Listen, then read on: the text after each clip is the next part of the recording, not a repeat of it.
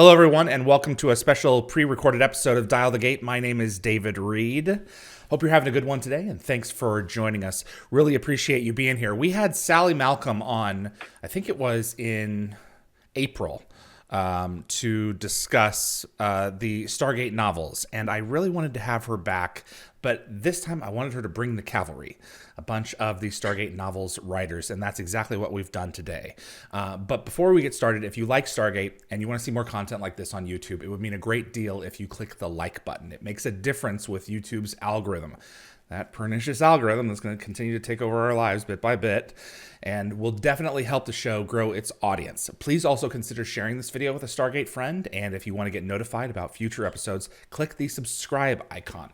And giving the bell icon a click will notify you the moment a new video drops, and you'll get my notifications of any last-minute guest changes. This is key if you plan on watching live, and clips from this live stream will be released over the course of the next few weeks on both the Dial the Gate and GateWorld.net YouTube channels.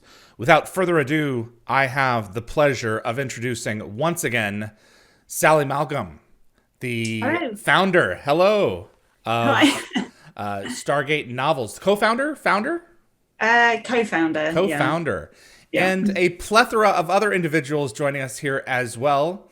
Sally, who do we have here today? Okay, well, we have my writing partner, Laura. We have written a number of books together, Laura Harper.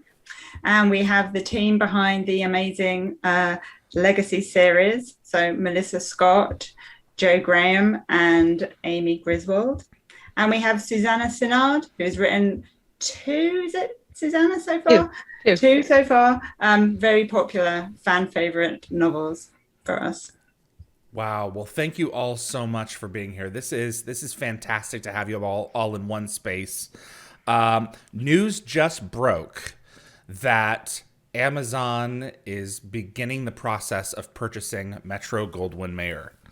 Does anyone have initial thoughts on this? Sally, do you have something to say? I don't know anything more than anybody else knows about it, so it was news to me, like everyone else. I'm hoping it will be good news, that they will want to invest some money into their existing products. I assume that's why they bought MGM. So with a bit of luck, it might be good news for some more Stargate content. Beyond that, it's anyone's guess, but I'm hoping it's good news. Absolutely. Anyone else have other thoughts? Excited? Dreading this? Brad Wright universe only? It's exciting just because I think it does maybe, hopefully, fingers crossed, mean that we might get a little bit closer to having a new series or a new movie or some more Stargate content. And, that always, when that happens, revitalizes interest in the existing series, which is just great to see new fans coming into, this universe that we all love. That's a big point. Go ahead, Melissa. Yeah, I was just going to say much the same thing. And that Amazon has deep pockets cannot be bad for anybody, and has need for more and more content. That is both good and bad, but in some ways. But I don't think it hurts Stargate. Exactly. Anyone else? I think that my first instinct was that it was a great thing, because just for the reasons that have already been mentioned. I guess there's a concern that, Amazon are so monolithic, that it becomes a little bit too, that perhaps they try and control the content, and if there is potential for new Stargate material, that perhaps it's too tightly controlled by Amazon. However, that's just a small concern. I think that overall, the potential for new Stargate material is predominant. I think that's what I would be looking forward to the most.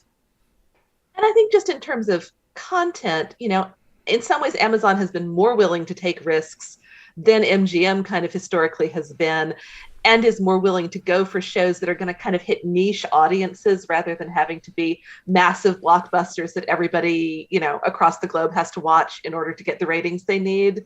I think Amazon targets like, this will be great if a niche audience binge watches it and loves it a little bit more closely. So I'm hoping that'll be good for Stargate. We'll just have to see. I think that a couple of things are at play here, and by the time that this comes out, my analysis will already have been belched onto everybody. But I mean, I think that there are two things here. I think by middle of 2033, there's no doubt that we're going to have some sign of something cooking in the Stargate universe, period. We're going to have that ring on Amazon in some fashion in a new form. Whether or not it is Brad Wright, I think it's 50-50. They may look at it and go, 350 episodes of this thing. There's a fan base for it. Oh, it's that big? We're not messing with that. We are not messing with that. That could be 50-50. The other thing is The Expanse has been immensely well received. They picked it up. They continued it. Bezos is, the rumors are he's a fan of it himself. So then the quality is there. I have not seen it, but I'm looking forward to mowing them all down when they're all out. And so that bodes very, very, very well for the long-term success of something like Stargate. So we'll have to see what happens. But let's not talk about yes. I was just going to say that I think another interesting point to think about is that Stargate or new Stargate material, new Stargate episodes have never existed in this the binge watching world. Yep.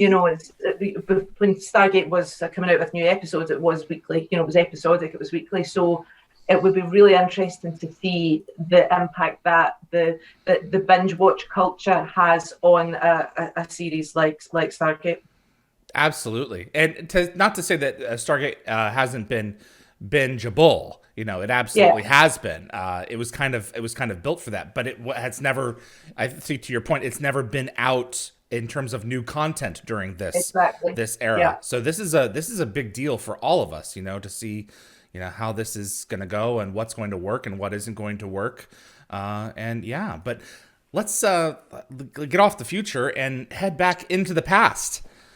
How long have you been Stargate fans? What is one of your favorite episodes from the franchise? And what got you motivated into writing for Stargate novels? Susanna, if you don't mind. Well, I like to tell people, and it's true, that the first real episode of Stargate I ever watched was Mobius. So talk about sort of a confusing entry into a series. But even though I knew that it was an alternate timeline type of thing, because I've been sci-fi all my life, I was like, there's something about these characters that I find really compelling, even if I'm not completely understanding all the nuances of this episode. And it's frankly what kept me coming back for more. And then at the time, Sci-Fi was rerunning all the Stargate episodes, and they had Sci-Fi Monday nights. And so my kids and I would sit down on Monday nights and start to watch it. And at that point, I'm like, they're not showing these in order. I need to buy the DVDs. So that's how I eventually started to watch the whole series, watching the reruns on Sci-Fi, but mostly getting the whole story through the DVDs. And I was very disappointed, I will say, when I got through the whole series and found out that Sam and Jack had never officially gotten together in terms of the series, because that was very much hinted at Mobius. So that was sort of what prompted me to start writing science fiction, was because it was so clear that they were together, but there was no real evidence of that. So, shipper that I had become, I decided I needed to write that. So I started to write fan fiction, and that was my entree into Stargate. So it fulfilled your need. And it did. What I'm not necessarily looking for your favorite Stargate episode. What is an episode that for you highlights the overwhelming potential that that the show is for viewers? I am ashamed to say I am drawing a blank on the title. It was a 2-part episode. It was in season 8, right before Threads. It was the one that Reckoning sort of 1 and wrapped. 2. Thank you. Oh, yeah. Yes. Because it was the epitome of SG1 doing everything SG1 did best. Letting our They enemies were annihilate one another. Well, that, but I mean, everybody played to their strengths. Yes. Everybody was working separately, but yet at the same time. So they were still a team, even though they were all off doing their various things. And for me, it was sort of an episode that told me what Stargate was about. Exactly. That's excellent. I agree. Melissa. Well, it's all Joe's fault. Malazzi. She got me hooked. Oh, on... Joe Graham. I No, apologize. Joe Graham here. Joe. She got me hooked on Stargate Atlantis. She said, "You want to see this? This is really good." And I said, "Sure, yeah." And watched the first episode and got to the moment where John walks into the Athosian camp and introduces himself by saying, "Well, I like tea. I'll have a cup of tea. I like Ferris wheels. I like things that go very fast." And suddenly this is a very different, this is not SG1. This is a different Stargate. And I said, "This is interesting. I want more." And promptly proceeded to buy all the DVDs, watch all of them. And then went back and watched all of SG1 because that's what you do, right? Right. As far as favorite episodes, among the Atlantis episodes, of course, I'm going to cite Common Ground because was immediately drawn, among other things, to the villainous species who are in fact obligate animivores. They can't not eat people. There's nothing else they can do. And what an interesting set of villains they are, and what an interesting culture is hinted at in the visuals.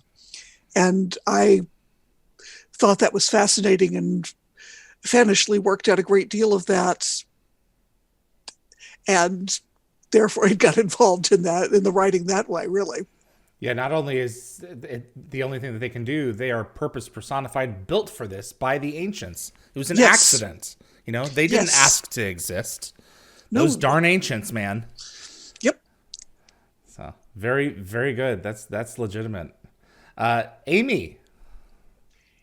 It's also Joe's fault. Blaming her for a lot today. Well, don't worry. She's going to have her say next. Yes, I'm sure. So, yes, she got me into watching Stargate Atlantis.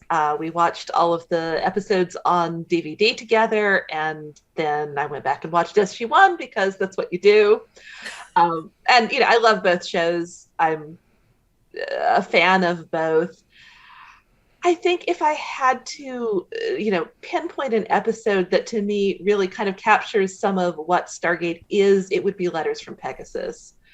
Just because I loved that at this action-packed moment when the Atlantis team was facing, the possibility of total annihilation and no one necessarily even ever knowing what had happened to them, that we got to take this break to see this through a number of different characters' eyes and to see what this experience of waiting for the big test that hadn't yet come was like for everybody.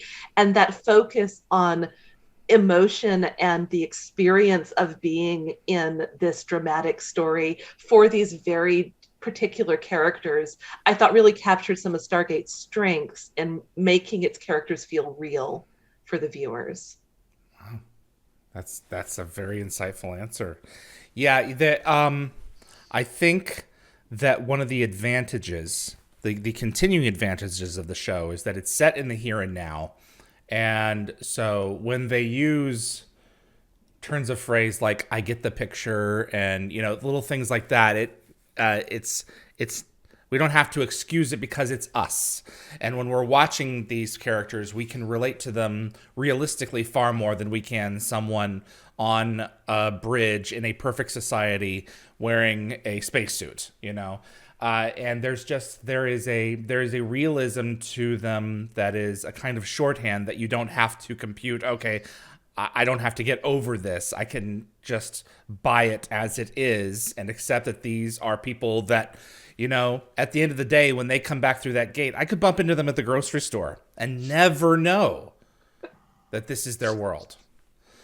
Joe, I'm going to skip over Laura for just a moment and come back to you. Joe, what's happened here with Amy and Melissa? What did you do? And well, thank you. Actually, it's Sally's fault. Passing Sally's the one who buck. got me into it.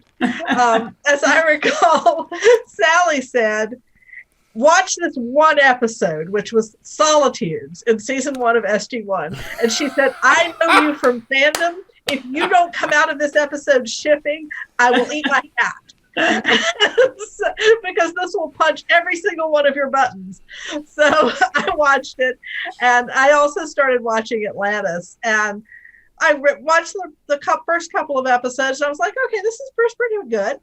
And then I watched 38 Minutes, and 38 Minutes was so tight and so well written and so suspenseful that I was like, okay, I'm hooked on this show. So I think the episodes that hooked me respectively were Solitudes and 38 Minutes. My very favorite episode is SG1 episode Death Knell. I am a Sam Carter fan, and that one is it's an amazing character piece, and it's also just amazing science fiction. Absolutely. Isn't it interesting how a lot of these smaller shows pull us in different ways from more of the big, like, Reckoning type shows do?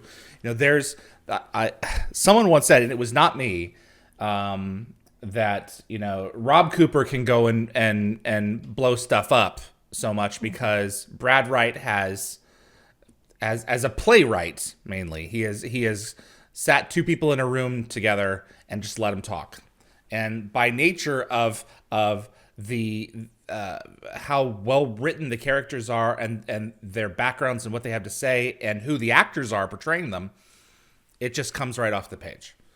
I think that's one of the things about both Solitudes and 38 Minutes is that they're really tight character pieces.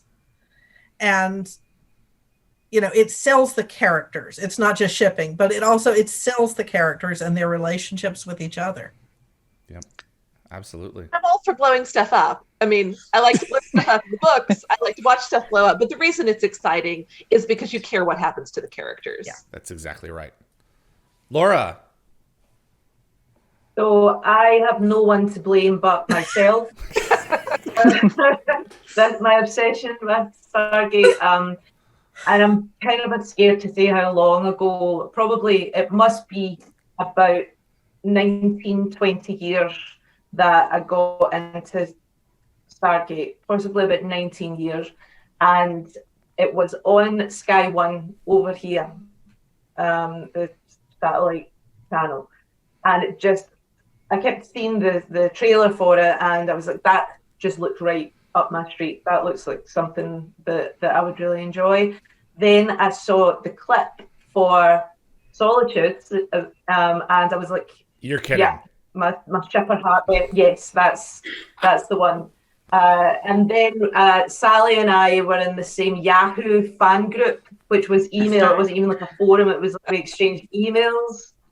And then I went to my first convention in Blackpool, which is where I met Sally and a few of our other friends for the first time. So that was like 18 years ago when I sort of fully committed, and there was no going back at that point. So here we are. But my favourite episode, and it just speaks to what you were saying about the two characters sitting in a room and talking, is Entity. And actually, Susanna, I thought you were going to say that before I could say it. Susanna's written a book based around Entity. But yeah, so Entity, I think, just shows how good Stargate can be in the quiet moments. As much as it was a very dramatic episode, it was a very still episode as well, if that makes sense. And I just think that everyone had their moment, and the performances in that, the character moments were phenomenal. And I think it's not just one of my favourite Stargate episodes or science fiction episodes. I think it's one of my favourite pieces of television. And you know, in the shows that I've watched. Wow. Even, you know, outside of sci-fi. That's fair. Yeah, that's I Entity was I think I could have done a 2-part episode with that one, you know? And Susanna, Absolutely. you've done one of your novels ties to Entity? It does, yes. Is this Infiltration. Infiltration. Okay. Can you give us a teaser since it's on the floor right now? Well, it takes place both right before Entity and also within Entity. It is sort of the entity as it's going through the SG-1 computer, trying to understand who these people are and how it ultimately comes to the choice that Sam is the best person to be infiltrated. And so it refers back to a previous mission in which SG-1 has an encounter with some interesting Goulds that have sort of, in a way, sort of almost a parallel relationship to kind of perhaps what Sam and Jack have going on, but it's very kind of beneath the surface, to coin a phrase. And sort of the outcome of that is what leads the entity to decide to choose Sam ultimately, knowing how Jack reacted in the previous situation. So, is there some sympathy for this non-corporeal being? Well, in the book, the entity is just sort of there going through the mission reports and plucking out the pertinent points about it. But, you know, its decision is ultimately based on its own conclusions of what it understands has happened in this mission, and Jack and Sam's professional and you know, sort of underneath personal relationship. So we don't really get much inside the entity's head other than it's doing its best to survive and protect its own civilization. That's fair. You know, and we can certainly, as humans, understand kind of where that comes from. You know, we're very key. As much as we try to think that we're all modern and, you know, I'll stick up for anyone else to the bitter end. At the end of the day, you know, we're still very self-preservation oriented creatures. So I think that speaks to that. Very cool. I want to get to some of the fan questions here. Gap Stargate wanted to know, and Sally, I'm going to start with you and work my way around the circle. What is one of the more challenging elements and one of the more rewarding elements about writing the Stargate novels? Well, I guess the challenging and rewarding element is trying to make it feel like an episode of the show. So trying to capture the characters' voices and the tone of the show is a challenge, but it's also rewarding when you do it. So, and it's also one of my favorite things about writing sort of tie-in novels like this, or fan fiction, which I write as well. So I guess that is, that I'd say that is one of the challenges, keeping it within the canon, the rules show, the canon, and not changing things too much. And the challenges, well, for me, this is just a general writing challenge, is plotting things out. I think that's one of the things that I find the most challenging. But yeah, it's making it feel like the show for the readers. And the something rewarding about it? Something rewarding, yeah, sorry. That's probably is when you meet people who've read your books, or when they contact you in some way, but especially at conventions, when people come up to you and say, you know, I love this book, or are really excited about, you know, something you've written, and and feel like it contributes to the show or in some way is part of that universe. That's really rewarding for me. Susanna. I probably have to kind of mirror what Sally said about that, just trying to make sure that you are being true to the characters themselves and getting the right voice for them, and not letting your own interpretations of things kind of just detract from who the characters to be from the show. Because sometimes you want to run away with them and give them head conversations that, maybe you think they ought to have, but when you think about who the characters are, you've got to back away and say, no, they really wouldn't be thinking that at this point. And as far as the rewards, I think very much like Sally said, the feedback you get from people who've read it, especially if they said, it felt like I was reading an episode, and, that is probably the best reward that you can get from it, is that if you've managed to pull that off and make it come across as something that they would have watched on TV, that it makes you feel like, okay, maybe I did something right this time. Yeah, that's definitely an honor to hear, I would think. It Melissa. is. It really is. I think in terms of challenges, I want to highlight a couple of actual, technical writing challenges that are the things that are difficult for me. You're capturing a lot of unstated world building, and somehow you have to put it onto the page. Specifically with the Wraith, you know what they look like, and that implies an enormous amount of information about their society, about what they are. It's clearly a well worked out world and culture and so on, and none of it is stated. We don't even have names for them. And one of the early technical issues with Legacy was deciding how to talk about Wraith characters without using the names that the Atlanteans gave them, and figuring out how the Wraith would name themselves, if in fact they did. And this is just a technical issue. If you have to name the Wraith. Yeah. Well, Andy Frizzell said they don't have names. We don't need them. No one talks to us. Yeah. But if you're going to do the books, you have to differentiate them. Yeah. The big Wraith, the little Wraith, you can only go so far with that, as I have tried that. The other piece is capturing the actors' voices. They are all so distinct, and figuring out how to put words on paper that make you think you're listening to Radek Zelenka. And there's a bunch of little tricks you can do, but it's hard and it's fun and it's a challenge. And I have to say a cool thing that happened at a Creation Con in Chicago.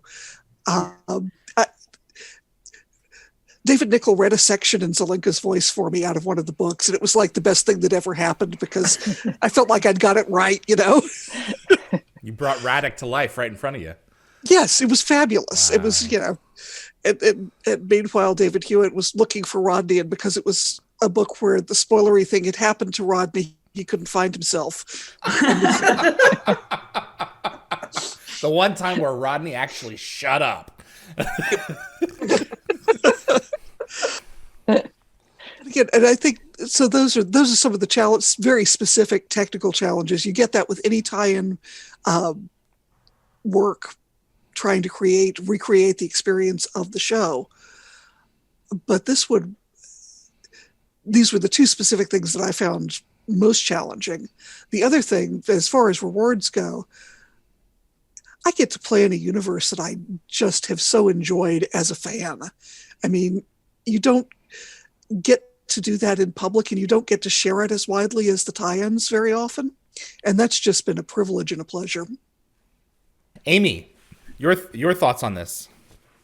Well, one of the things that has been challenging, doable but challenging, is because the show handles certain situations in a way that's consistent from episode to episode. We must have written 20 briefing scenes over the course of Legacy. Basically, every book has at least one scene that would be introduced, on the show with interior Atlantis briefing room. And then they sit around a table and talk about what's happening. And I had new respect for the ability of the show writers to keep these scenes interesting. As, once again, here we were with a conference table and a brief discussion of what they were going to do before they went to do it. But you can't skip it because that's how the characters on the show would handle approaching this problem, is they'd hash out their plan for a few minutes in a briefing.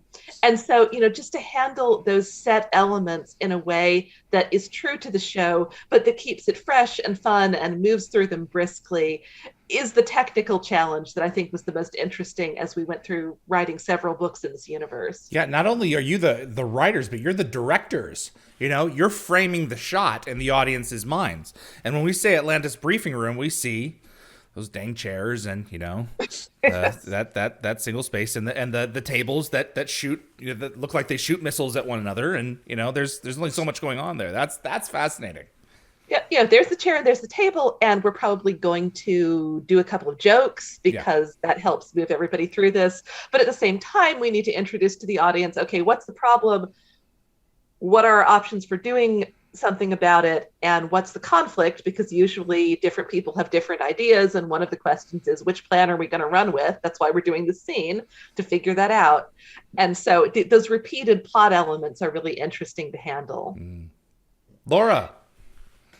So I think the most challenging thing, and again, apologies if this has been mentioned already, but you are operating in someone else's universe. You are constrained by character choices, by the creators, by MGM. So you perhaps don't have as much freedom as you would, if you were writing your original work, for example. But that is also kind of a leads into the most rewarding part of it, and that I think we're all fanfic writers. We all love to take a universe that is already in existence and craft our own stories with it. So the most rewarding thing is being able to do that. Having that empowerment and having that gift handed to you of you love these characters that you've watched, and being able to shape a story and take them on a journey and have people read that is one of the most rewarding things for me. Hello, Joe and Kat. Who's this? This is Tolly. He's joining this call.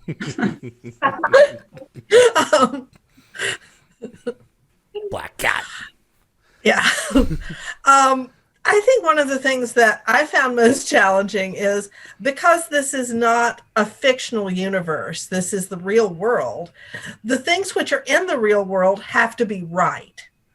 And it's not like Colorado Springs isn't a real town where real readers live, or, things like that. And so I was so careful in the Legacy series to make everything exactly right in the real world. For example, in the Furies, there's a scene where Jack and Daniel are talking while Daniel is driving out of the parking lot at Cheyenne Mountain and getting on the interstate.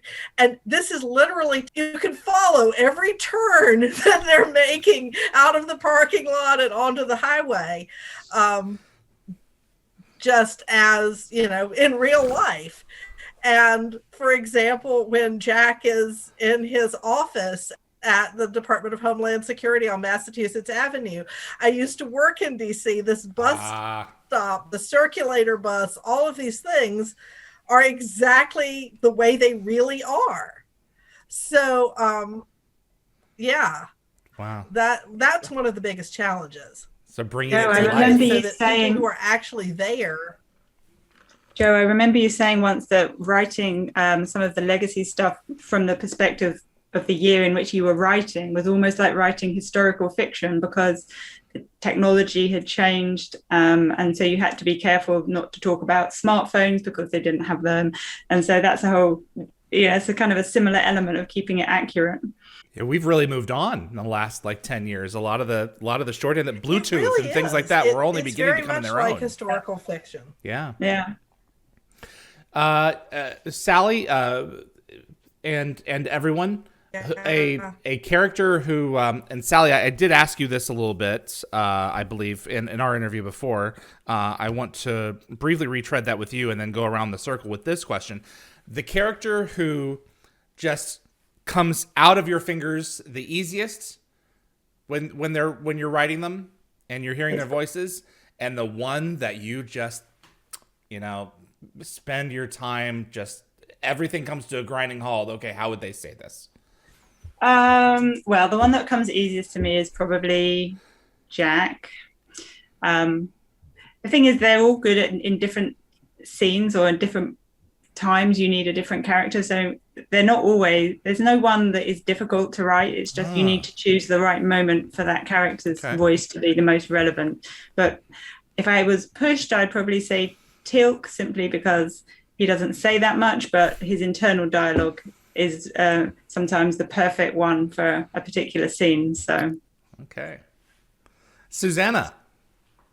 I'm going to have to agree with Sally again that Jack just kind of flows. I think it's just because, the character that the writers and Richard Dean Anderson created is just so dynamic and so there that, you can't think Jack without hearing the cadence of his voice and, his sort of snarky attitude and everything just is sort of right there as soon as you picture him. As far as difficult, I'm not sure she's difficult, but the one I have a real challenge with sometimes is Sam, simply because we see scientist Sam and we see soldier Sam a lot, but we've never had a whole lot of opportunities to see Sam who's not either of those two. And as a result, trying to figure out what her internal monologue is when she's not dealing with a science issue or a, sort of a strategic issue, I find kind of, challenging. And so trying to, strike the right tone based on what little evidence we have of Sam, the person, is sometimes, you want to get it just right. And it can really make me do a lot of rewrites just to make sure I'm getting it. I think it's fair when you look at an episode like Ascension, or in some cases you look at an episode like Chimera, off-duty Sam is kind of an awkward Sam. She, this is not where she's comfortable. She's comfortable in engaging and being on, and solving each beat as she goes through the world like an equation. You work a problem, get an answer. The answer is either right or wrong. And then when you get her outside of that, when she's with her people, it's one thing. When she's outside of that situation, when she's kind of at home on her own, doing her own thing, or with Pete, it's not the Carter that we're accustomed to. Maybe that's it too. Maybe we're just not accustomed to seeing that side of her. But I also think that they deliberately wrote in a bit of awkwardness to her, where this is a working woman and this is just who she is. So I think that's interesting where you get caught on that too, because I'll bet you they did as well. I think so. And sometimes, not to criticize, but sometimes there's inconsistencies too in the off work Carter that we see. Sometimes she's like really confident, and sometimes, like you said, in other situations she is awkward. And I think if you want to see sort of the awkward taken to the max, you look at alternate universe Carter and Mobius, and oh my gosh. Yeah. So but she is, and she just really is more comfortable behind those shields of scientist and the shield of soldier, and to get behind that and give her an internal monologue that, it has to do with things that aren't related to either of those, kind of sets me back on my heels sometimes to make sure I've got it the right way. Fascinating. Thank you. Melissa. That's actually that's a hard one because, as Sally says, a lot of times you can finesse a scene by the choice of character you use for the point of view. But characters who flow for me, certainly. Daniel Jackson just flows. I think it's because he talks all the time. That's easy. He has so much to say and always has it, and the connections are just piled upon piled, and he's fun. I enjoy him that way. I also find, surprisingly, the exact opposite, Ronan, very easy to write. Again, possibly because he doesn't say so much, but what he does say is inevitably to the point. Maybe not the way that the characters from Earth expect it to be, but it usually is. And of course, I find the Wraith easy, but that's just me. As for who's hard, Rodney is actually really hard for me. And yeah, in many ways, he ought to be easy. But for some reason, he's difficult for me to get right. I have to work really hard to get into his voice and his head. And Teal'c is difficult, although less so than Rodney. Rodney's the one who just is always hard. I would think with Rodney and with Sam, I would get hung up on the technical stuff, because if someone can look that up and say, no, she wouldn't say that. And for me, that would be my worst fear, where it's like, I can't BS with this character. If given the topic and the situation, what they're saying is very much similar to an equation. And, I have to really be on minding my P's and Q's when I'm putting dialogue into their mouth regarding a specific situation. That would be my fear. And certainly that's a thing. And mind you, I have been writing science fiction for a very, very long time, so I've gotten pretty good about finessing that. He scrolled the equation on the board and everyone looked at it in horror. There you go. But you're right. It's getting that habit of thought that can be difficult. And Rodney combines that with an absolute self-confidence that is hard to write and make it come off as less arrogant than confident. And and especially as you get later in the Atlantis seasons, as he becomes a much more rounded character, as his story develops, it becomes much more important. You really have to catch that line, because he never stops being so sure of himself. But he also becomes a much more, I hesitate to say that Rodney McKay becomes a perceptive human being, but there are ways that he does. Yeah, he's grown. He grows over those 5 seasons. He really grows. He has an edge to him. Yeah, and it's interesting that you characterize him as confident, because I have always characterized... He's confident in what he says, but personality-wise, I have always found him to be very insecure. Yeah, Amy, go ahead. You're muted. You're on mute. There you go. Go ahead. Yeah, I actually like writing Rodney, but it is... That's why you wrote him. That's why I did write him in Legacy a lot. Yeah. But it is challenging, especially as you get later, because he's a complicated character, and he can shift very quickly through, absolute confidence about a scientific situation. And when he's talking about physics and I don't really know what's going on, there are a lot of insert scientific explanation here. Technobabble goes here kinds of things, so that it doesn't break the flow. But at the same time, this can really flip into this kind of anxiety spiral, talking faster and faster around the fact that we're probably all going to die at this point. And does anybody but Rodney care that we're going to die? No, probably nobody but Rodney does care. Kind of spinning wheels. And then at the same time, you can go from that into a much, calmer, really kind of almost cold, okay, these are the facts. We have to fix this. Right. Or we are really going to die. Yeah. When the Let's rubber not hits the talk road, about yeah. not essentials. Yep. You're going to fix the real problem right now, and it's those shifts and going back and forth that's really so interesting about the character, is capturing where his head is at a particular moment. Yeah, and I think you've just put your finger on exactly what the part that I find hardest is, to make those shifts plausible, to make those shifts happen when Rodney would have them. Mm-hmm.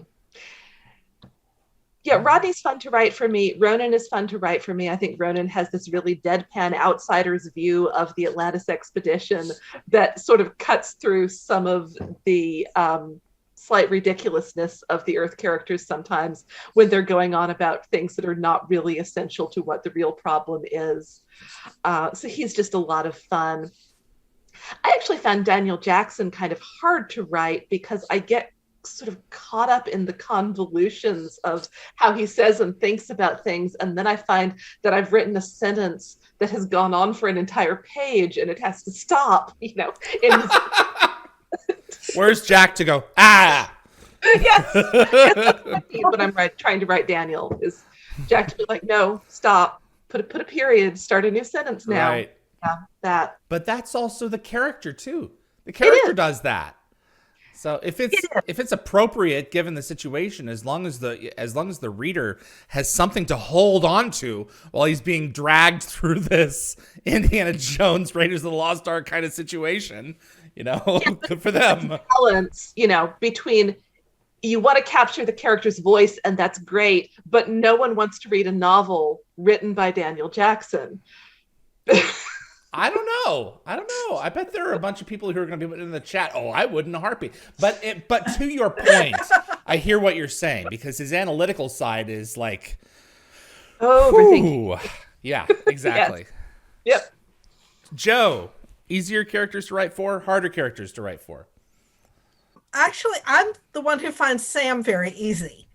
Sam is my age, and I think we share a lot of common experiences. And so I find Sam actually really easy to do.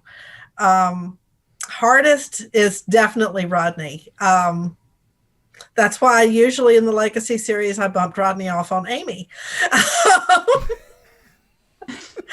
So I think that's my hardest and easiest. Okay, that's fair.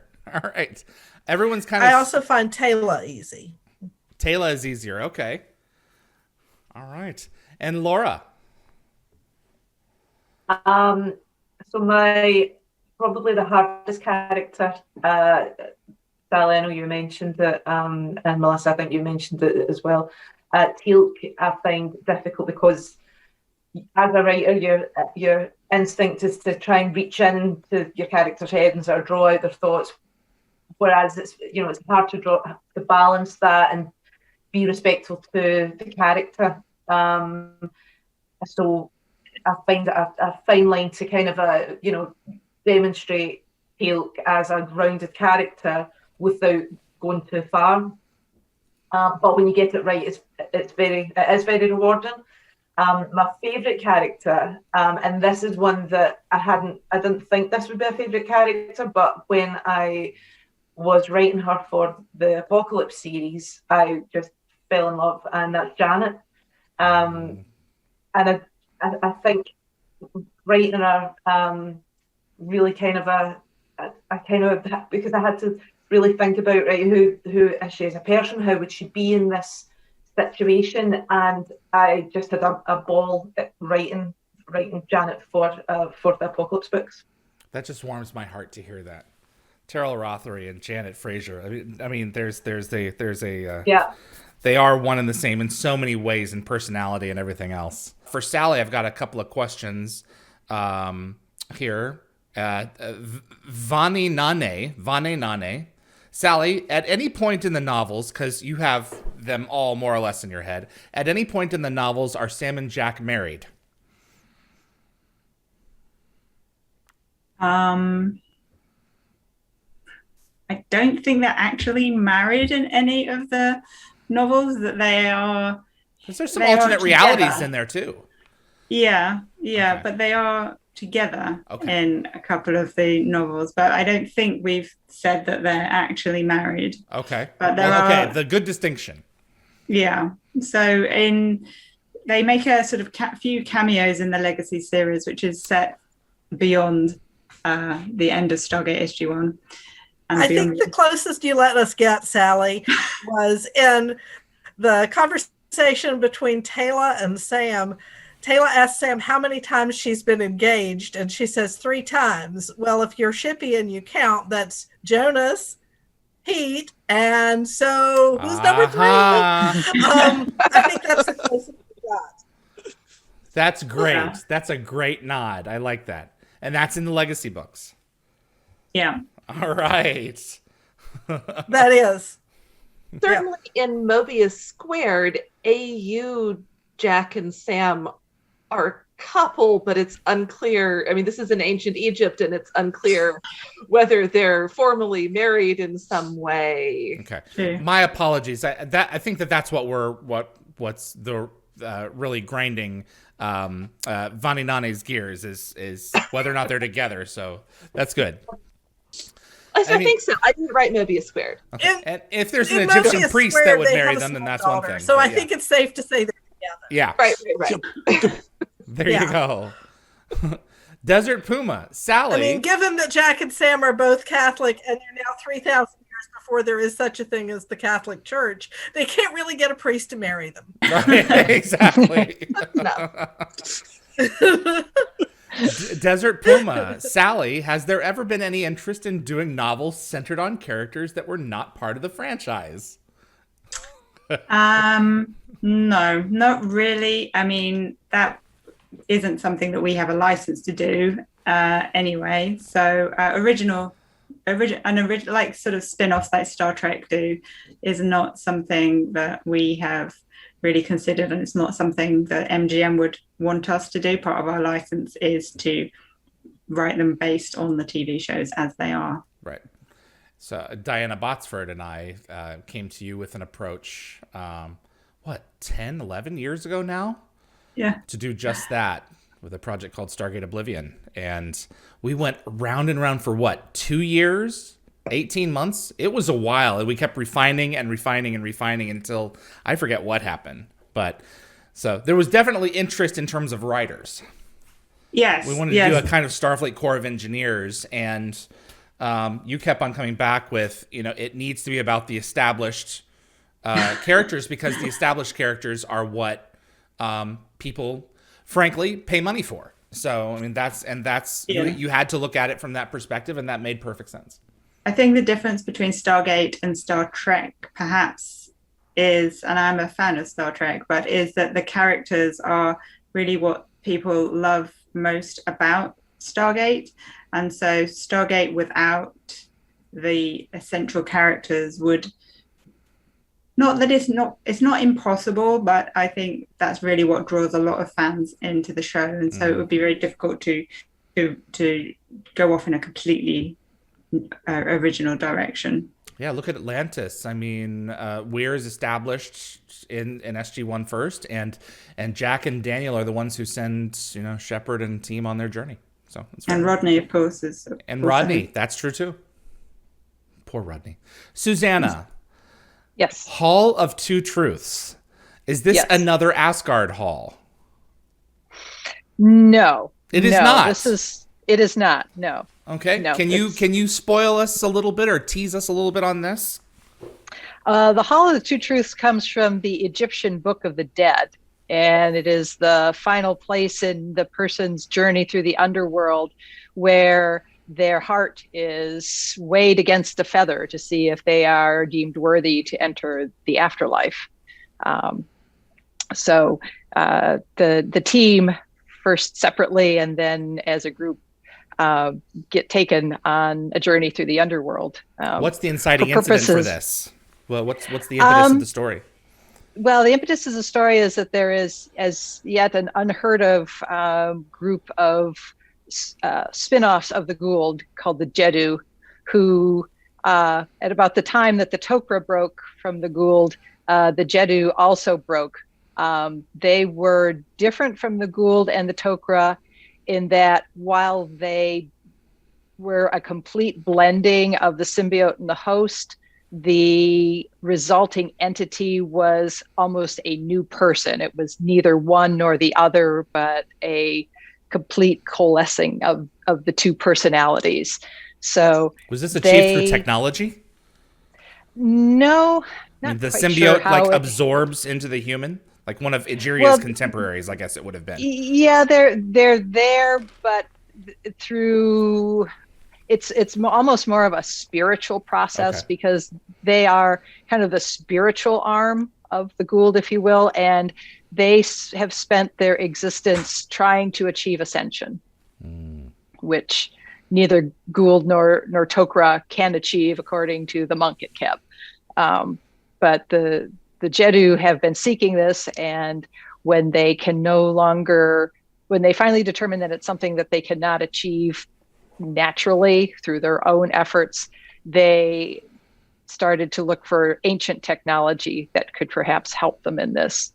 And they went around the universe or the galaxy gathering up bits of ancient technology, and had this sort of vast storehouse of gadgets that they hoped might help them ascend, but yet none of them have.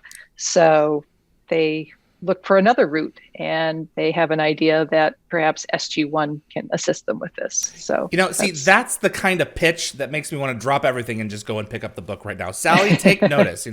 I really would love, when a new book comes out, get the novelist out there in front of everyone and say, okay, so here's what's coming next time on Stargate SG-1.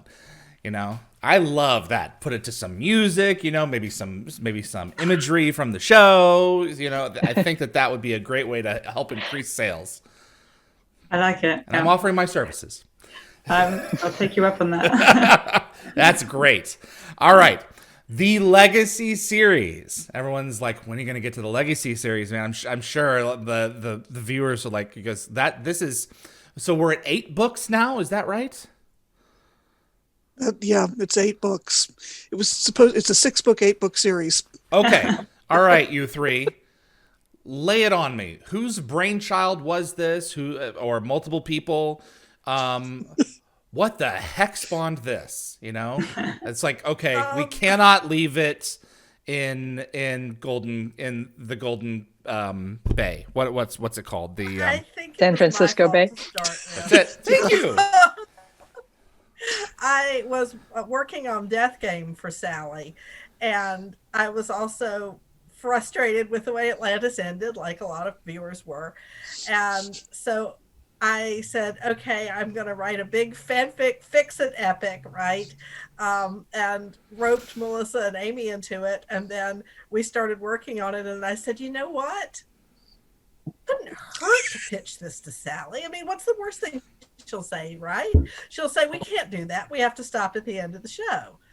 And Sally loved the idea. And she said, well, I don't know. I don't know if MGM will go for it, but let's try. There you go. No, I mean, that's absolutely right. You can only, the worst that's going to happen is they're going to say no. So, I mean, you got to give it a shot. And what do you think is, Amy, what is one of the more radical elements that you wanted to explore, or one of the more exciting things that came out of it that you weren't expecting, looking back on this trilogy, or whatever you want to call it, whatever that word is? Oh, Octology. Well, I think we knew going into it that we were going to have to explore the point of view of the Wraith, but I don't think we knew going into it quite how much we were going to have to explore the point of view of the Wraith. One of the things that we knew very early was that we wanted to arrive at some kind of solution to the Wraith problem that didn't involve either A, killing all the Wraith, or B, forcibly turning the Wraith into humans. We felt like the series had kind of looked pretty extensively down both of those paths. None of us were really happy about going down either of those paths. It might be personally satisfying for some of the characters, but it wasn't really very satisfying for us as how to resolve this problem with a complete different intelligent species. And so we were looking for door number 3, and door number 3 involved digging pretty deeply into who are the Wraith and how are they kind of conceptualizing the problem of we have to eat other intelligent species. How do we maybe feel about this? How do we feel about being at war with other intelligent species perpetually because we're a perpetual threat to them, in order to kind of even envision an ending that was not somebody's species gets wiped out for good. One of the conversations that Andy Frizzell and I have always had is she's always like, I'm not evil. I'm just hungry. And I'm like, well, I mean, you're kind of going in there. It's not like you go in after, Marshal Sumner or Colonel Sumner and going, you know what? I'm really sorry about this, but I kind of like need your life essence. So it's nothing personal. I'm really sorry. No, she is playing with her food before she eats it. She is enjoying and doing what she's doing. And maybe this has just evolved out of her nature. But I never got the impression that, they really are introspective on what they do to us. Is that something that Legacy attempts to do? Yeah. Melissa, go ahead. I know you like fun. Sorry. I think that playing with your food is a cultural response to eating other intelligent people. That's one way of coping as a society, as a culture, that it's perfectly okay to do this because that proves they're not really people, therefore it's okay to do it. Okay, now that is brilliant. And so are those kind of elements addressed in Legacy? Yes. Wow. Oh yeah. And this is how some Wraith go for that. Some Wraith are more ambivalent. Some Wraith just don't think about it at all if they can possibly avoid it. Huh. I can't think of any other species that might do things like that. My God. All right. Joe, what is the inciting incident for Legacy? Why do I need to run out and buy book 1? What happens? If you did not like the ending of season 5 with Atlantis stuck on Earth and the team disbanding, and you say, I want them back in Pegasus, I want the team together, go buy the first book and see how this winds up being solved by a variety of clever stratagems, including Jack being a sneaky man. A sneaky man, you say? He is a sneaky man. Jack is manipulative and sneaky, and he manages to get Atlantis going back where it's supposed to be. If only to get Rodney in another galaxy again. That's great. Amy, your pitch for Legacy. Yeah, we get Atlantis back to Pegasus, where they have to face all of the conflicts between the different species of the Pegasus Galaxy, the different cultures of the Pegasus Galaxy, the Wraith, the Janai, the Cetidans who are beginning to start rebuilding Cetida, that have just been simmering under the surface all this time, and come up with some way to play peacemaker while facing a new and even more dangerous threat from the Wraith. Wow. And how do the Vanir work into this? I'm very curious because I've been always a very big Vanir proponent, even down to their name. So tell us how you're going to pick up the pieces in these stories with the Asgard's distant cousins. They kind of come in, we know that they're there. We know that they have been a problem, shall we say, in the past. We know that they've very nearly electrocuted Daniel Jackson. But they also are in a difficult situation, like so many of the peoples of the Pegasus Galaxy. And their solution is potentially damaging and dangerous to everyone else. And once again, just as Atlantis thinks it's resolving some of its problems with the Wraith, here there's a new conflict and a new set of issues to try to broker a peace among multiple cultures. what scene in that entire 8-book series, at least in terms of what's out right now, is the most special for you? Try to make it one that you wrote, or maybe one that you wrote and one that one of your peers wrote in the Legacy series itself, that you think that people would be really, really interested to know a little bit more about, and to tease them to go out and get the book. I think the final confrontation with Queen Death on the Hive ship in the last book is one of my favorites, and it is really touch and go. It is really exciting. I just love that whole end sequence in Inheritors, with the space battle, with Sam and the Hammond, with the Hive ship, with the boarding party. It's just exciting, and it's tight, and it's fun. Our only little whiffle was we wrote this section and we were all following different sets of characters, and I was doing the boarding party and someone else was doing the space battle at the same time, and all this part, and we got to the end, and then we realized that Major Lorne was in 3 places at the same time. And so we had to go straighten out poor Lorne so that he was only in one place. But it's a really fun, epic ending. Wow. So I get a kind of a Lost City vibe out of this here. So the Wraith call her Queen Death? The Queen Death is the big baddie.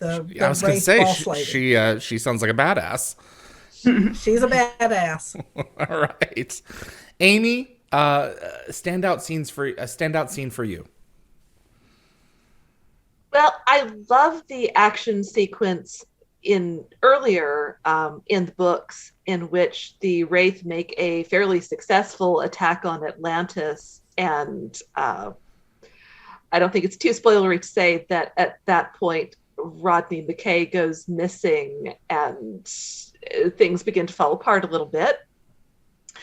It's a really exciting action sequence. It's a really exciting series of escalating things going wrong, and it was tremendous fun to work on. I think at a smaller moment, and again, hopefully not too spoilery, toward the end of the series, the Atlantis team has gotten their hands on a weapon that could conceivably destroy all of the Wraith, but at a tremendous price of also killing other people in the Pegasus galaxy who have some of the Wraith genetics for a variety of reasons. The Taylors among them, things like that. Among them, yes. This would, kill all the Wraith, but also everybody who has any of the Wraith genes. So this will kill Taylor if it's deployed. Yeah, and there is a extremely tense standoff between Ronan and John Shepard about what they ought to do or not do with this object. And just writing through everyone's extremely strong, extremely difficult feelings in that scene was a really exhilarating and really hard scene to write. And I think it will be a really fascinating scene for readers to read. I don't know how Ronan would respond in that situation, because no one hates the Wraith more than him. But next to Shepard, no one loves Taylor more than Ronan does. Yeah, so it's very hard for the characters, and I think it was very interesting to write. Melissa, I think I'm going to pick 2 relatively small scenes. One is from Homecoming, the very first book, and sadly it's not one of mine. I only wish it was. A Washington, D.C. party scene where Taylor is working the room, trying to get people to agree to going back, to let Atlantis go back to Pegasus. And it's, full of, Jack O'Neill is there, John Shepard is there, various characters that we've heard mentioned. And it's this very small scene of politics as they are in the real world, experienced by Taylor from Pegasus, who's frame of reference for this is being a traitor for her people. And it's not all that different. And it's beautifully done. It's absolutely beautifully done. Wow. I am personally really loved the first meeting with Queen Death, between Todd and Queen Death, He's been trying to avoid and evade dealing with her, staying out of her reach, because she is uniting the Wraith under her willy-nilly. And when he confronts her on her ship, he's must go formally with all of his officers and scientists, and she invokes an old Wraith rite of feeding on one of them. Oh shoot! To ensure their loyalty. Wow, that's intense. I love the Wraith. They're very punk rock. Wow, that's great. No, thank you for sharing those details about Legacy and filling that world out a little bit more for me. Sally, or any of you have any of you written Henry Hayes? Stayed away from the president. Okay. It's like if there was any chance for him to be anywhere, it would have been in that scene with Taylor rubbing elbows with all the military people. Interesting. All right. Oh, wait, I think we did. I think we did. What? You forgot the president? We have that. No, yes. Yeah, I was just thinking that. Wait a minute. So is this in the Apocalypse series? Yeah. So tell us about the Apocalypse series, Laura. Okay. So we had the idea that we had was to kind of send SG-1 to a sort of apocalyptic world, but that is they can see the sort of remnants of a civilization, and it was kind of Sally, keep me right if I get any of these points wrong. But it was we had envisioned the gate malfunctioning, and they get sent to a world where the DHD is on the other side is non-functioning, and they can't get back, and there's radiation around the gate, and Daniel, of course, is injured. More Daniel's injured, and so it's the kind of the journey of them trying to get back. And what they find on this world, that not only are the Wraith on this world, but the Marrled are also on this world as well as a civilization that sort of lives underground. So without giving too much away, it's kind of about that journey of, you know, standard SG-1 survival in the worst circumstances, but not all is as it seems. It's a big twist then, that we can't, you know. Yeah. It's a big twist that if we give it away, gives away a big bit of it. That's kind of the first book, and then the second book and the third book Fallout from that. Yes, and then we go. I don't think I don't know how much to say. A lot of people would have read it by now. Let's just say there's lots of different versions of reality or of time. So there's a fracturing. Yes, that's a good way of putting it. There's a fracturing, and so we get to write some quite fun stuff with Janet and Dave Dixon. Yeah. We have a whole plot line with those two going on. And then we have another whole plot line with Mayborn, which is where the president comes in. Okay. Yeah. We honestly, our heads nearly exploded trying to plot all of this out. So many threads. AUs.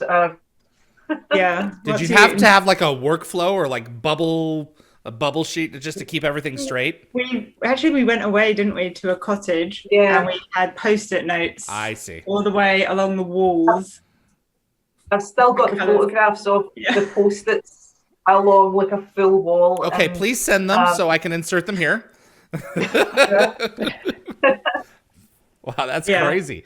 Well, any way to get the story out? and to make sure that, okay, that person's over there in that timeline, so that's going to affect that timeline, and where's the red string and the push pins, and yeah.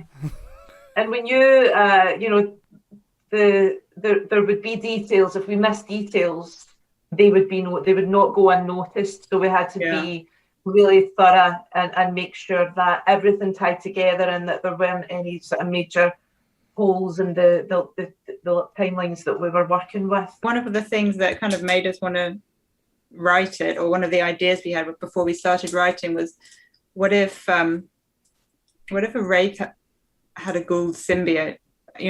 How would that work? Because we'd never seen them together, of course. The Gould and the Wraith never met, so there's no reason that they wouldn't. I mean, I think they're human enough that could probably be pulled off. Yeah, so that was where that was one of the things we thought we want to create a reality in which the Wraith and the Gould are both in existence at the same time, and what would happen, if a crazy Wraith scientist got hold of a Gould symbiote or started breeding them to create a sort of super race of they'd soldiers. Be practically indestructible. Wow. Yeah, that's a little scary. So that was one of the sort of jumping off points. So then we had to create a reality in which that might happen.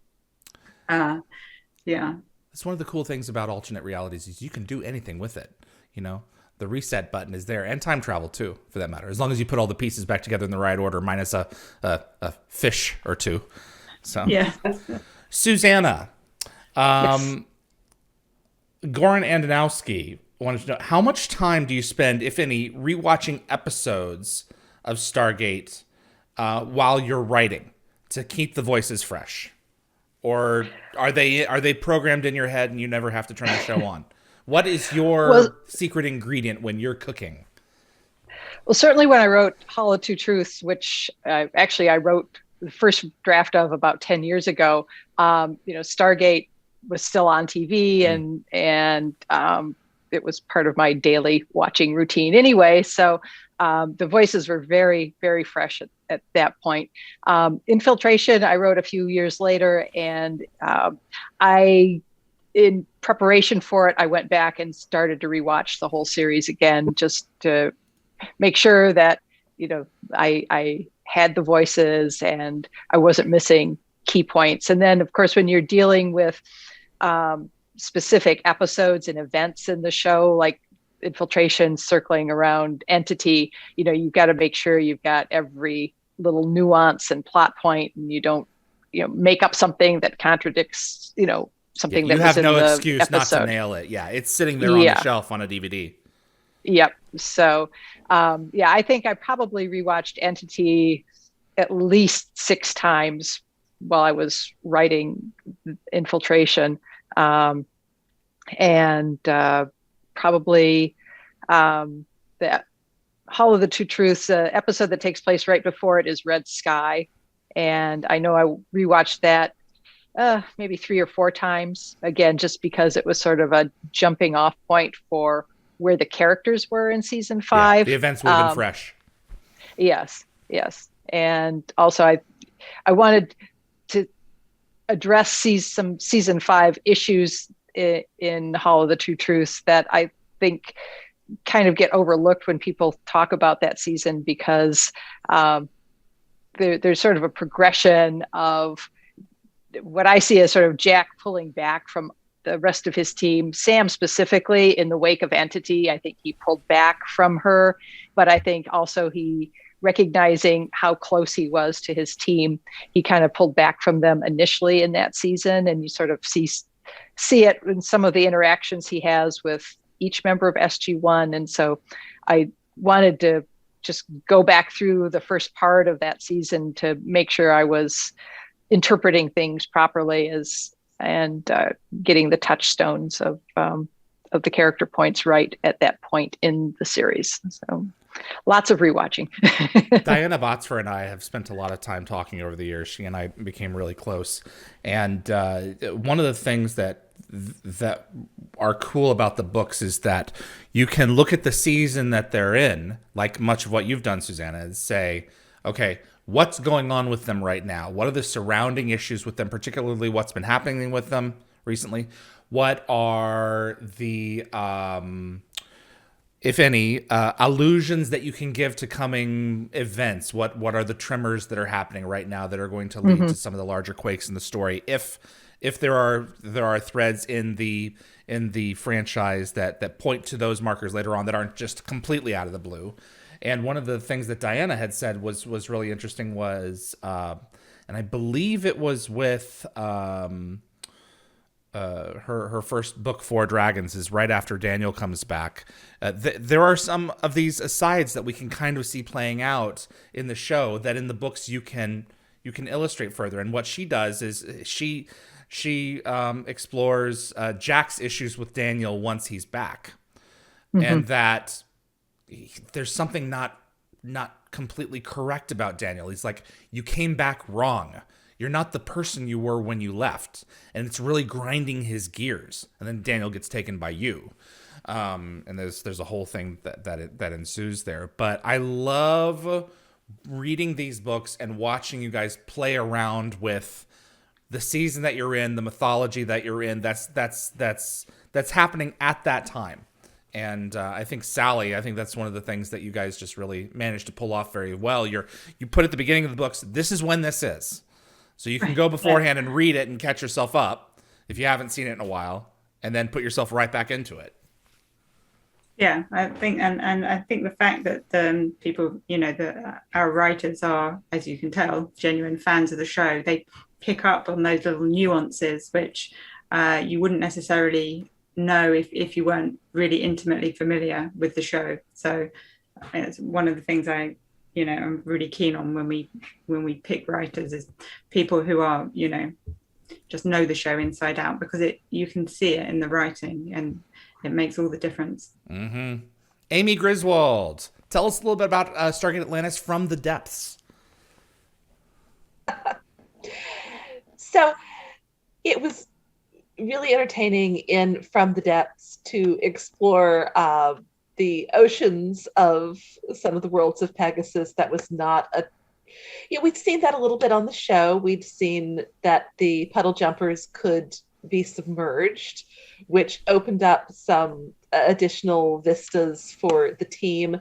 But there's a limit to how often you can do that on the show because the special effects budget limits you. And so getting to explore interaction with an intelligent race of, they're basically giant squid, but they're sentient giant squid. Oh my God. Okay. Yes. Was really a lot of fun. And I think it's one of those things that the books give us the opportunity to do, which is tell stories that would require a special effects budget that would have made someone on the show say no. Go back to the drawing board and rewrite the script so that we don't have to do an ocean and a bunch of color changing tentacled sea creatures that your team is going to be interacting with while in diving suits. And, no, that's too expensive. Unless this is a final climactic season battle, we're not going to spend that kind of money. The great thing with the books is that we're not limited by what would it actually be practical or cost effective to film. And so we can do some more of these fun alien worlds and interactions and opportunities without hitting the point that the show occasionally hit in some episodes where you can see that maybe the original script said they're pursued through the Stargate by a swarm of giant bugs. And then by the time it reaches filming, they're pursued through the Stargate by one fairly large bug. And then they talk about the swarm of giant bugs that might have pursued them that we might have seen if they'd had more money. It's fun to evade those constraints. Or the T-Rex near the end of Atlantis season 1. That was a T-Rex, wasn't it? Yeah, exactly. The T-Rex. Yep. And in the books, we can show the T-Rex. Exactly. That's solid. And real quick, SG-1 Heart's Desire. Pitch that to us. So that was a great, I think, example of what Susanna was talking about really focusing in on the aftermath of canon events. This was after the episodes in which, in season 3, I believe, and the team had this one where they went to go rescue Jacob. Okay, yeah. So that would be Jolinar's Memories and the Devil You Know. Yes, absolutely. And so coming out of that, Sam is dealing with some really difficult things. She's had a really hard time.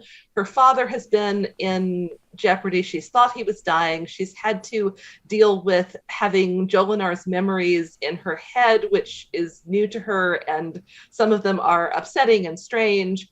And this has really pushed Sam in a way that I don't think she's been really pushed before. And so while on a planet where they're having to deal with airship pirates, which is its own challenge, a big part of the book is Sam having to deal with having really faced some fears about the bad things that could happen in this kind of life, and the bad things that could happen to her and to her friends and to her family, and having to really overcome that as she moves forward. You know, I think early season Sam is really confident, bordering on overconfident in some ways. Science will fix everything. And Jack knows everything. And as long as she follows the rules and they use science and teamwork, everything's going to be okay. And I think this is the beginning of her coming to understand that everything's not always going to be okay. You can't win all of them. And yet they're strong and she's strong and she can overcome that and carry on. I like it. Yeah, absolutely. No, and Daniel too, 22, 23 different languages. Come on. That's as many years old as he is at the start of this thing. You know, they are experts in their field. You know, I get that. But that's one of the nice things about the books. You can get into their heads and we can hear what they're thinking and what their inner monologues are. You know, we can hear Jack beat himself up about Charlie and about, you know, his life and his choices and everything else. And so much of what is on the outside is a facade.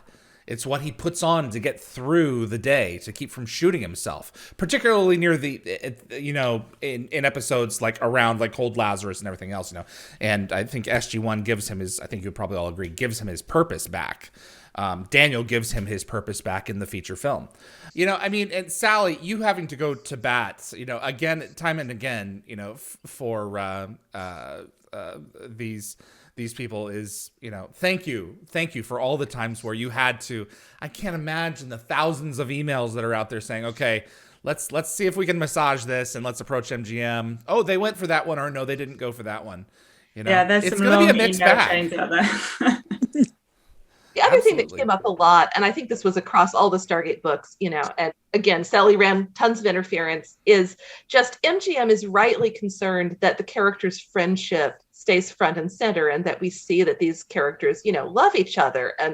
But at the same time, sometimes we had to put them into conflict, because that's where the interesting scenes come from, is when they're really torn because they have strongly different opinions. And so getting that balance where MGM was okay with it coming through enough that these are friends and they care about each other. Friends fight. But we were also they can fight with each other because that's what they would do. Yeah, especially that close in proximity for that period of time.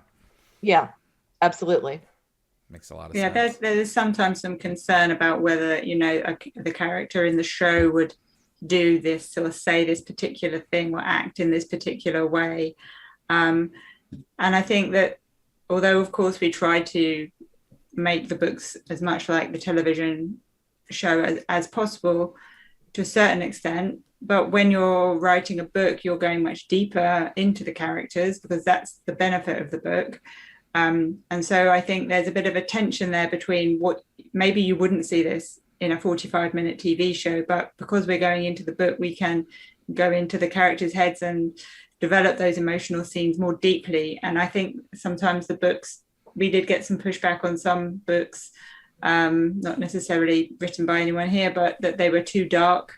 Some scenes, you know, were too a bit grisly or a bit too heavy, because the show in tone is quite light. It has its dark moments, but overall it's it's upbeat and it's fun, and obviously that's what people like about it. You don't want to go too dark, but I like to think we layer in some slightly darker elements and layers and stronger flavors in some of the books, and that's primarily, I think, where some of the friction with MGM comes, because we're seeing things in a slightly more multi-leveled way.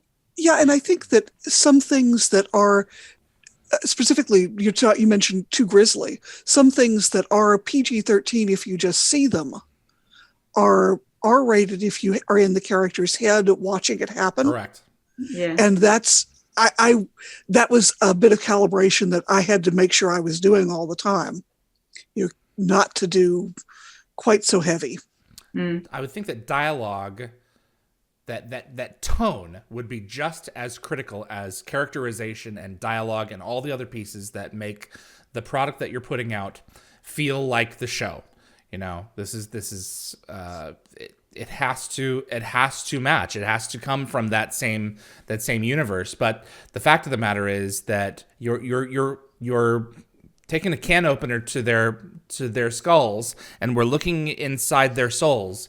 And we're, in many cases, seeing an interior monologue for someone that, we thought we knew and we didn't. And I'm sure you all go into each novel saying, I want to explore this facet of this character that we haven't seen, or that we haven't had a chance to see enough. The show hints at a lot of things in the same way with the Wraith that Melissa was talking about. Visually, you see a whole culture. And then in the book, in the Legacy series, amazingly, brilliantly, that culture is explained in detail, and you get to see it and understand it from their point of view. So in a similar way to that, the characters present themselves on screen. But when you're writing the books, you can go behind that facade, and so their dialogue may be the same as what they might say on television, but when you're seeing what they're thinking behind it, there's different layers to it, and you can give it different meanings. So, Jack's sort of easy, sort of sarcastic humor, it's obviously, we know that it's hiding a certain darkness of his past in the show. That is canon. But in the books, you can see that darkness, and that, for me, is what makes it interesting. I think it's also important to remember that we are writing as fans of the show in the first instance, and we have watched these episodes 5 million times. And we do, I think that we do have a really good understanding and knowledge of the tone of the show, and also who the characters are. I think we do we do appreciate, it's why we love it, and we always try to be respectful of the characters that we're working with, because that's who we love.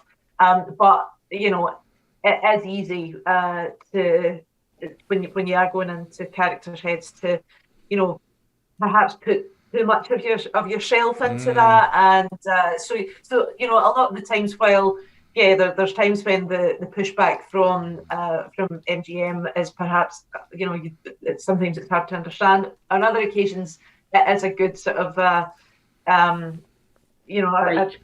guidance, to sort of keep you on track and not stray too far away. You can always go back to the source. Get a bit self-indulgent sometimes. Well, yeah, absolutely. You're in charge of these characters. So for 300 pages, take advantage of that.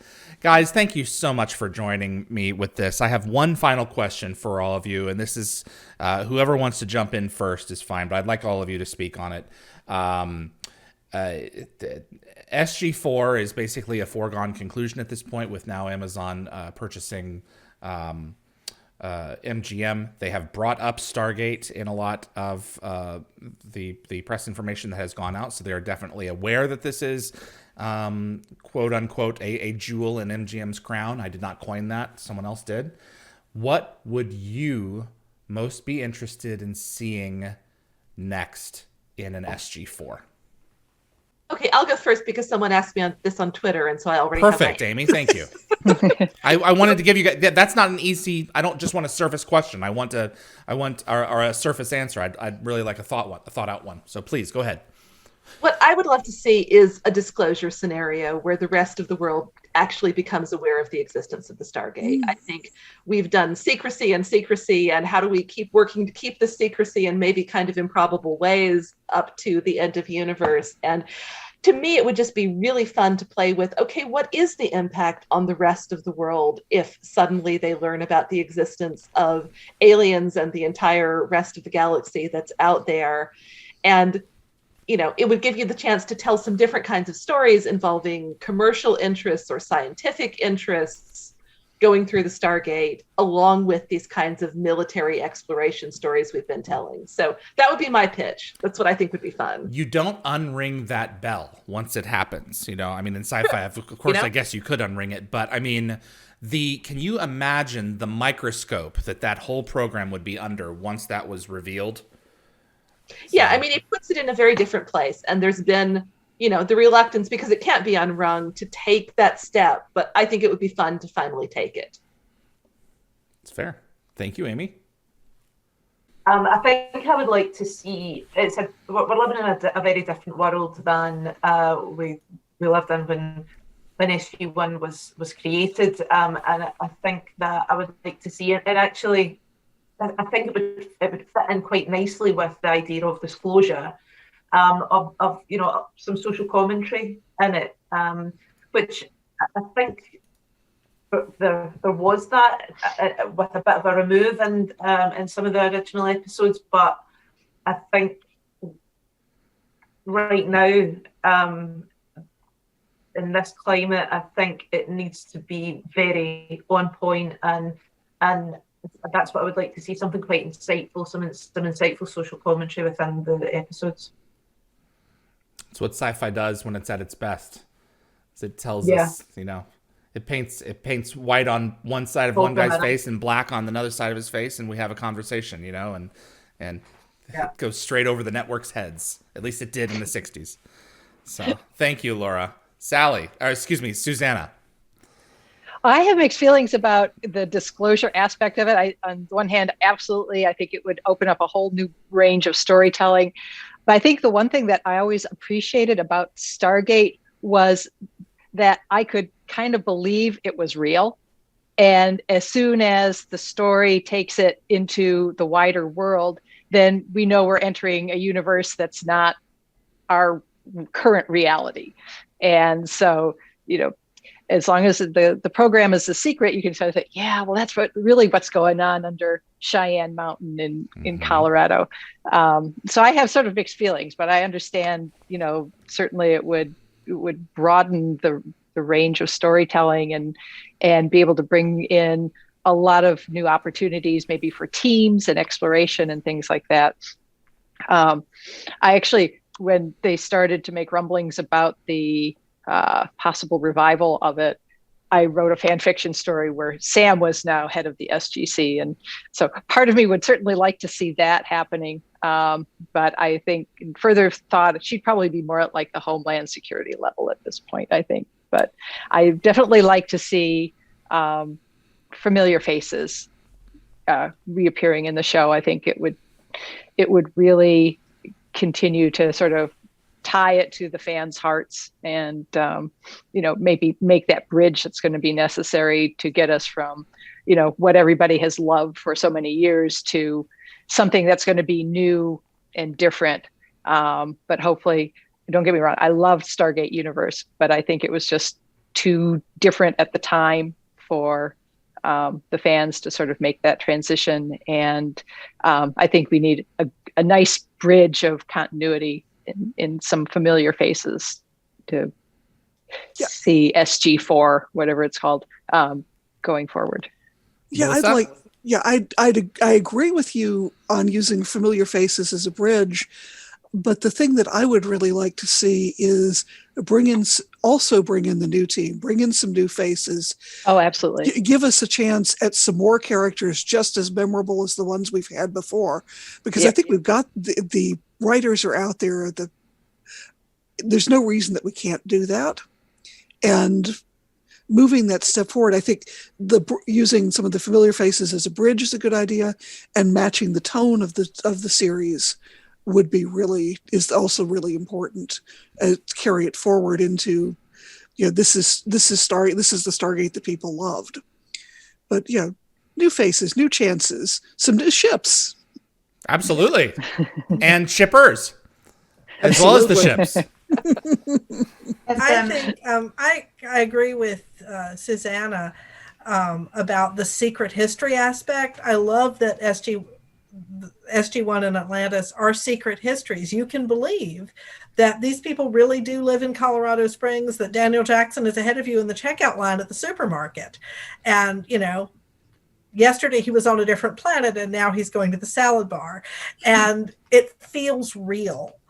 And so I guess I want it to remain a secret history. I'm in favor of the pure reboot because I feel like that it is a historical period. It's very much a part of its time, and that a bunch of things wouldn't work the same way and the characters wouldn't work the same way unless you make the story reflect the experiences of people who are at a different point in their lives. For example, Sam has to be the age that Sam is to have had the experiences of being a woman in the military that she's had. If Sam were 20 years younger, if Sam were born in 1990, her experiences and her life would be completely different.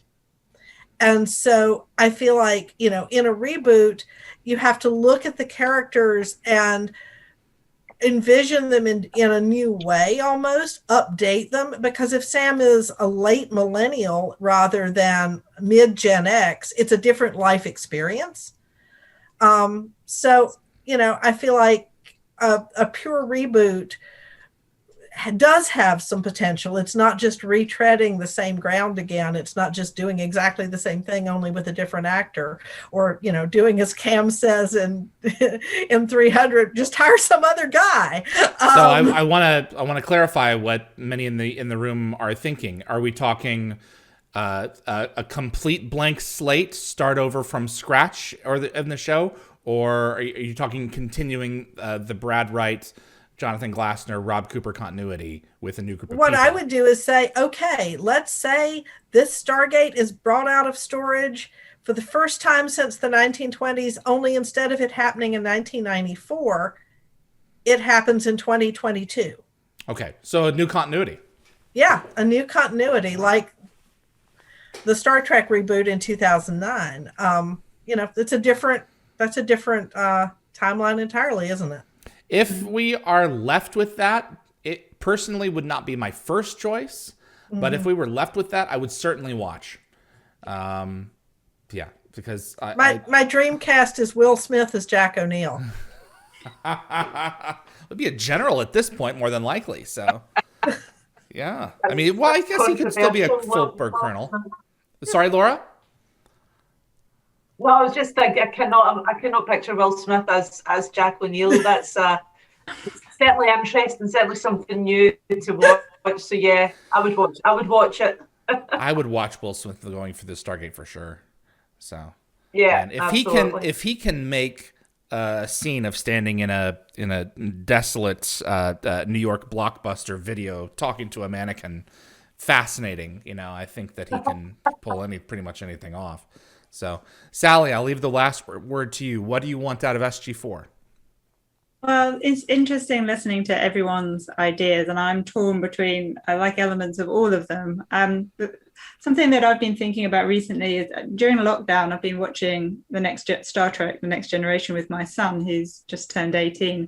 I thought he'd think it was really boring because it's old and it's very episode of the week, and television these days is, so much more immersive and all the intricate plot lines. But he absolutely loved it. And it made me think at the time, before, we knew nothing about Amazon, that maybe there is an opportunity or a market for some more of that sort of fun.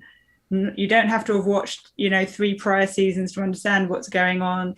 So, maybe there is room for a more of a, like Joe said, a more of a direct reboot of, Planet of the Week, episode of the week, that kind of light, fun tone that SG1 has had without making it, too much heavy, a lot more heavier and intricate.